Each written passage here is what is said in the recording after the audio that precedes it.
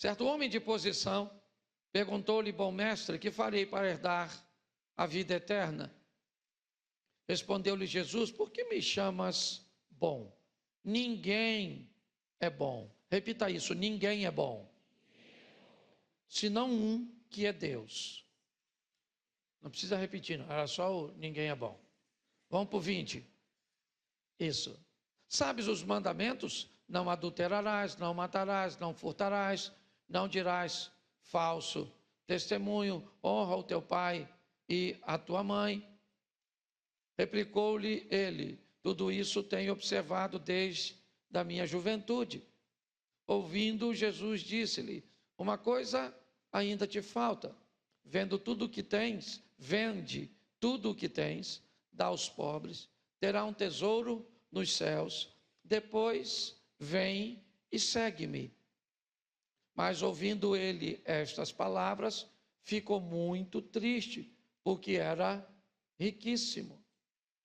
E Jesus, vendo assim triste, disse: quão dificilmente entrarão no reino de Deus os que têm riquezas. Pode continuar.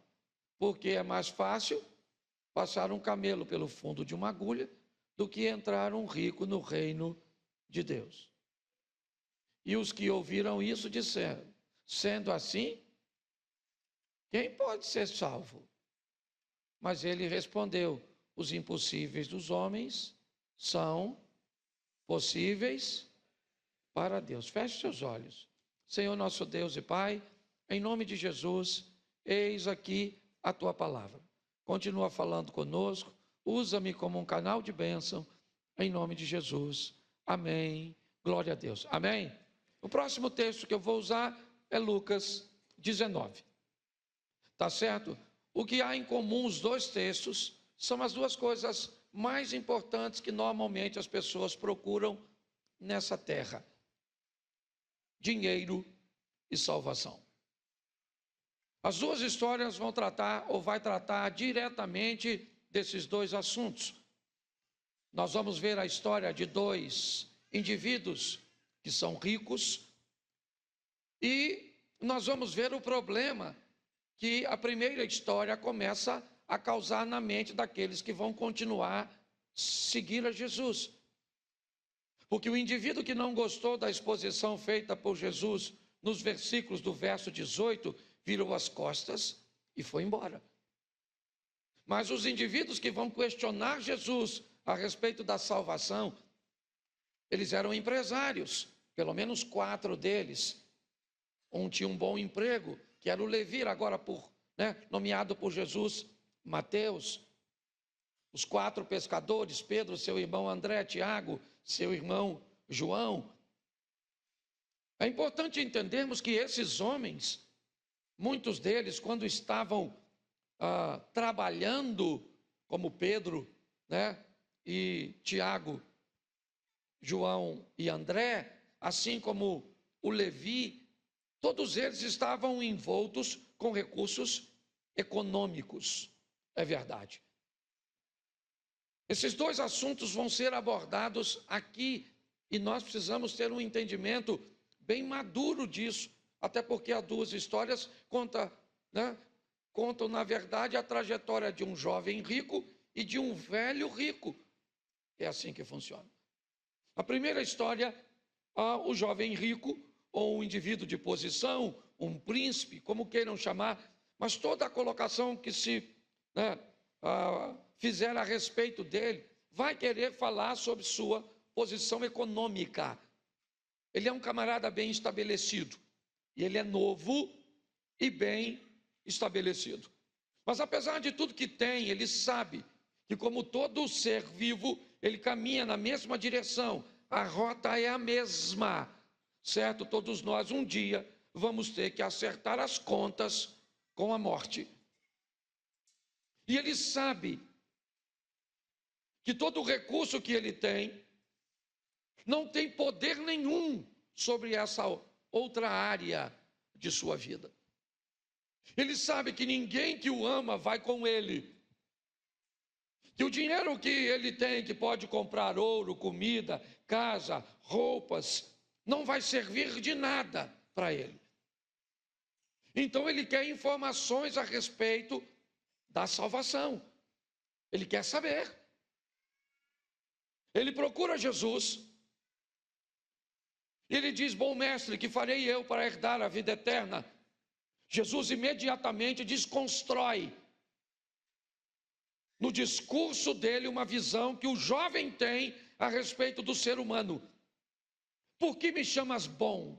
Bom não há nenhum, somente Deus. Jesus está dizendo para ele o seguinte: não há nenhum, se o assunto é salvação, ninguém é bom o suficiente para ser salvo. Por mais que obedeça às Escrituras, por mais que seja um cidadão de bem, aliás, isso é obrigação de todos nós, independente de sermos cristãos ou não. Jesus diz: por que você está me chamando bom? Bom não há nenhum.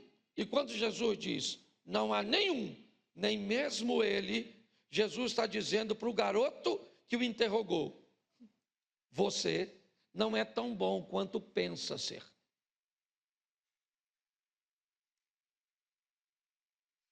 E Jesus pergunta a ele: você conhece as Escrituras? Ele diz: conheço.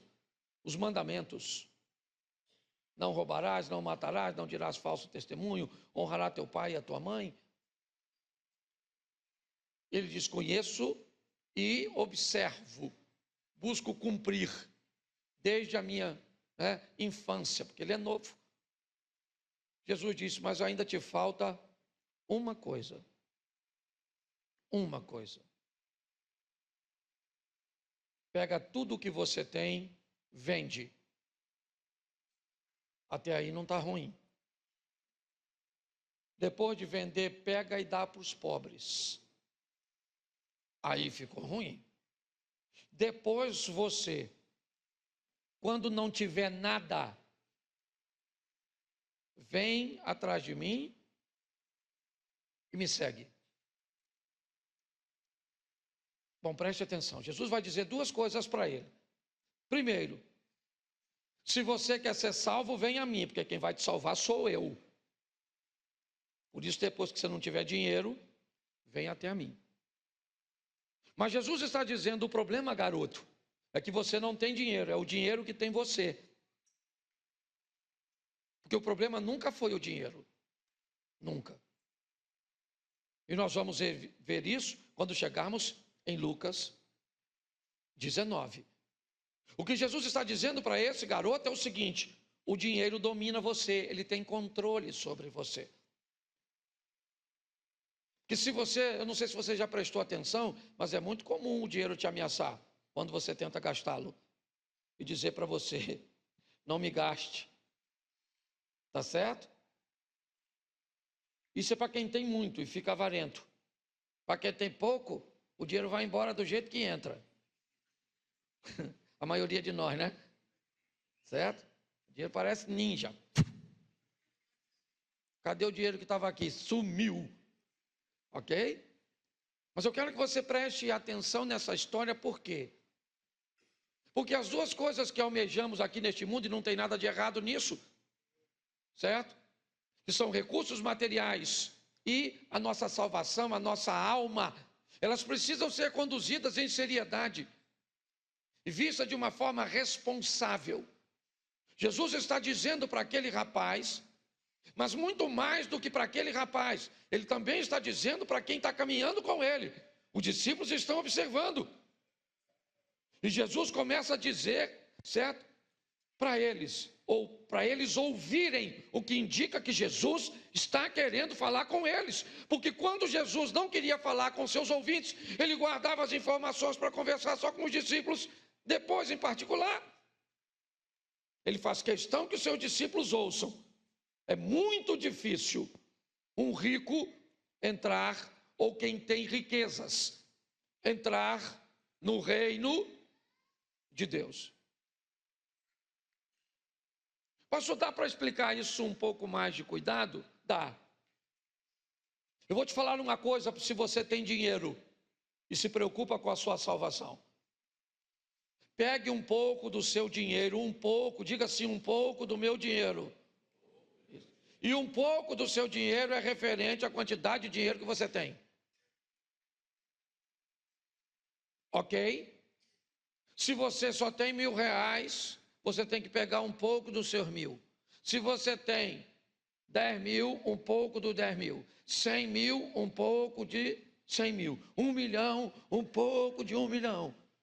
Certo? Agora eu vou começar a falar de você. 10 milhões, um pouco desses 10 milhões. É isso aí. A história mudou, mas continua do mesmo jeito. Nós estamos lá plata. Money, o dinheiro é importante, sim ou não? Então é um pouco. Pastor, onde é que está isso? O rico e Lázaro. Qual é o problema do rico? Lembra a história? O rico e Lázaro. No desfecho dessa história, o que temos? Dinheiro e salvação. A mesma coisa. Certo? E quando nós vemos, o rico vai para o inferno, sim ou não? Por quê? Porque o rico era um adúltero, sem vergonha, safado. É isso? No decorrer da história, qual é o crime do rico? Não ter se conduído um pouquinho. Lembra a migalha que caía da mesa do rico? O que a vida está pedindo, o que Deus está pedindo do rico, não é o dinheiro inteiro do rico, até porque ele fez jus para tê-lo. É um pouquinho. E por não liberar um pouquinho de sua prosperidade para os outros, então não sei o quanto você ganha, não estou afim de saber. Eu só vou logo te avisando, ou você pega um pouquinho do que você tem para mudar a vida de alguém, ou manda lembrança para o chifrudo. E olha que eu não estou falando de pecado, aqui não. Eu estou falando de negligenciar, estou usando um outro texto, certo? Porque nós temos variáveis infinitas quando o assunto é vida com Deus e salvação e dinheiro. Tá certo? Então Jesus está conversando com este jovem e diz: pega tudo que você tem, vende, dá aos pobres, terás um tesouro no céu e depois vem e me segue. Jesus está dizendo para ele: o que você quer demais, para mim não tem valor nenhum. Por que nosso lema no momento da oferta é dizer a você: o que você representa para nós aqui com sua presença é muito maior do que o que você traz no bolso, porque usamos esse princípio. Você é muito mais importante do que seu dinheiro. Aqui ninguém senta em lugares privilegiados porque tem dinheiro. Pode sentar em determinados lugares porque tem relacionamento. E ele não envolve dinheiro, não. É assim que funciona. Mas o dinheiro é importante, sim. E qual é o problema desse jovem? Ele tem dificuldade de lidar com isso.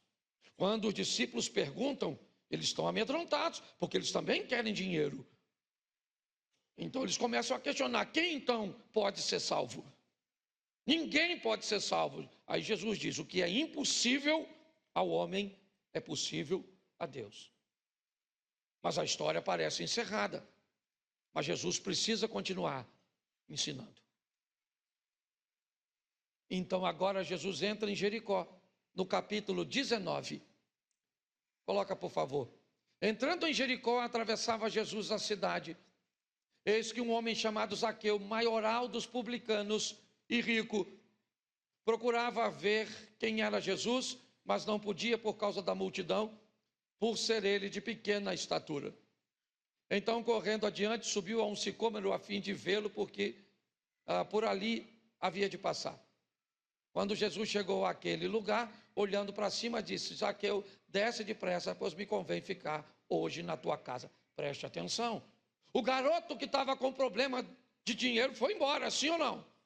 Sim ou não? Ele aceitou o projeto de Jesus? Aceitou ou não? Jesus respeitou a decisão dele, sim ou não? Respeitou ou não respeitou? Isso. Você acha que aquele garoto saiu das orações de Jesus para que ele encontrasse o caminho da salvação? Não. Mas saiu da convivência de Jesus, porque não aceitou o parâmetro que Jesus estabeleceu. Jesus respeita a decisão dele. Ele vai embora, mas os discípulos não. E os discípulos estão com a informação na cabeça. Nós queremos e precisamos de dinheiro. Então agora Jesus vai criar o mesmo ambiente de Lucas 18. A diferença é que ao invés de um jovem rico, é um velho rico. Agora Zaqueu, chefe dos publicanos, morador de Jericó, tá certo? Ele é rico. E ele procura ver Jesus, mas não o aborda como jovem rico. Ele optou por ver Jesus à distância. Ele poderia, pela influência que tinha em Jericó, mandar um mensageiro, certo? Que abordasse Jesus ou um dos discípulos, dizendo que queria conversar com ele. Provavelmente Jesus não negaria. Mas ele meio que às escuras, escondido, envolto provavelmente as folhas da figueira ou do sicômoro, ele não quer ser visto, não quer ser notado, ele quer apenas algo superficial. Por quê? Porque Zaqueu sabe que não é bom. Zaqueu sabe que não merece. Enquanto o garoto pensa que merece, pensa que é bom, porque se você for olhar para a sua vida, inevitavelmente não é só a sua vida que lhe serve de parâmetro, são as dos outros. E quando você olha para outros crentes que vivem perto de você, você tem a sensação que você é melhor do que eles. Todas as vezes que você tiver o sentimento que sua vida com Deus é melhor do que a dos outros, essa influência não vem de Deus, mas de Satanás. Porque todas as vezes que você vai para a presença de Deus, lembra do profeta Isaías? Eu vi o Senhor, ai de mim que vou perecendo, porque sou um homem de lábios impuros, habito no meio de um povo de impuros lábios, meus olhos viram os reis, o Senhor dos exércitos. Você lembra disso?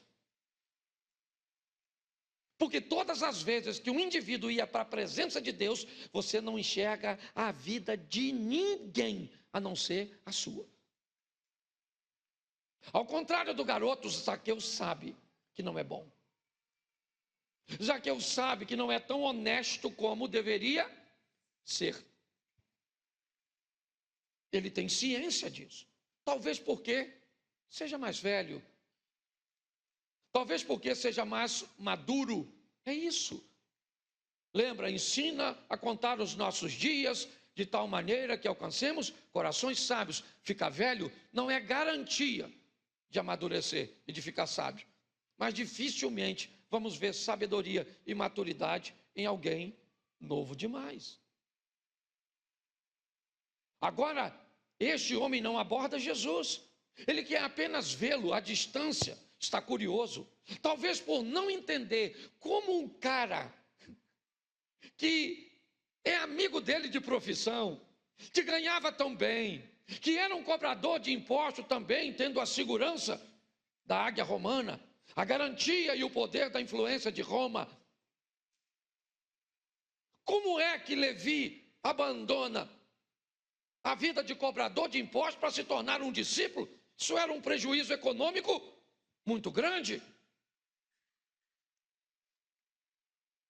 Talvez seja por isso, porque quando você começa a abandonar a vida antiga para tomar uma nova postura, quando aquilo que lhe era extremamente valorizado, amado, começa a perder valores, as pessoas que estão ao seu redor começam a ficar de olho em você.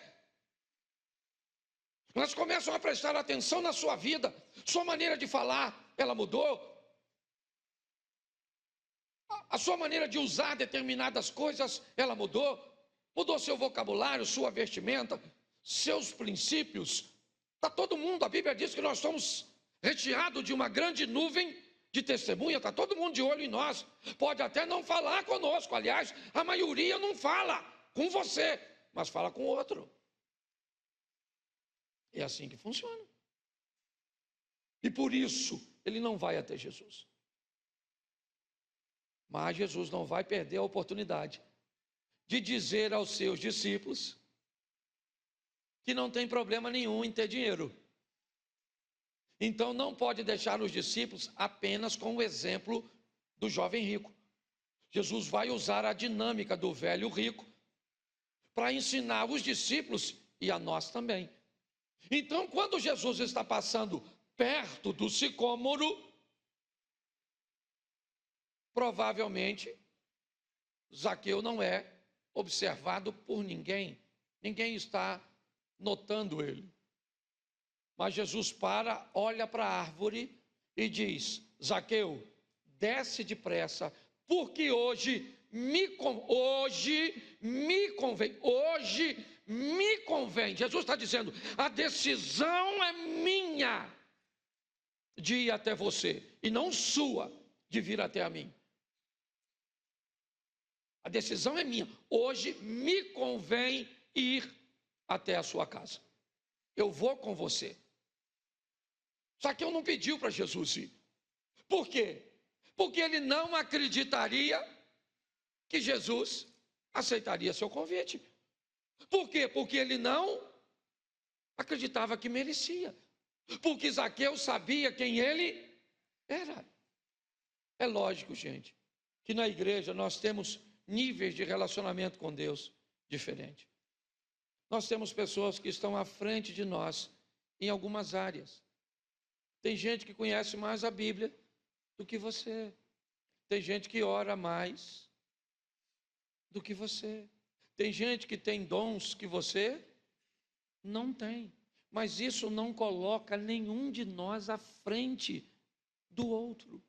Isso é a maior besteira que você pode pensar. Que porque canta você é melhor que alguém. Que porque você ensina, você prega. Porque você está por trás de uma câmera. Porque isso é besteira. Isso é coisa de garoto.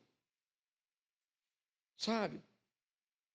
Que pensa que o que faz aqui dá para levar para o outro lado. Isso tudo vai ficar aqui. Jesus vai para a casa do Zaqueu. E quando ele vai para a casa do Zaqueu, o dinheiro novamente tem problema. Dinheiro e pecado. Os discípulos estão confusos, porque seu mestre, certo? Está entrando na casa de um homem pecador. Qual é a diferença de Zaqueu para os fariseus? É que os fariseus não achavam que tinham pecado.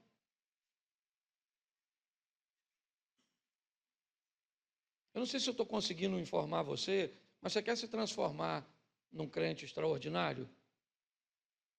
Para de olhar a vida dos outros e olha para a sua. Corrige a sua. Jesus está conversando agora dentro da casa do Zaqueu.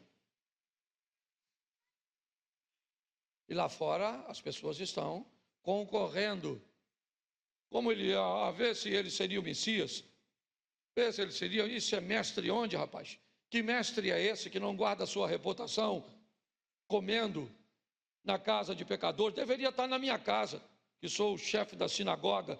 Deveria andar comigo, que conheço de Bíblia, que oro todo dia. E quem é que vai salvar os outros? O evangelho chega nos outros como? De repente, o Zaqueu levanta e diz: ó, Jesus, hoje eu dou metade dos meus bens aos pobres. Opa! O cara já começou a entender, certo? O quão importante, porque ele poderia dizer: eu aceito o Senhor, eu te recebo, mas não era só isso.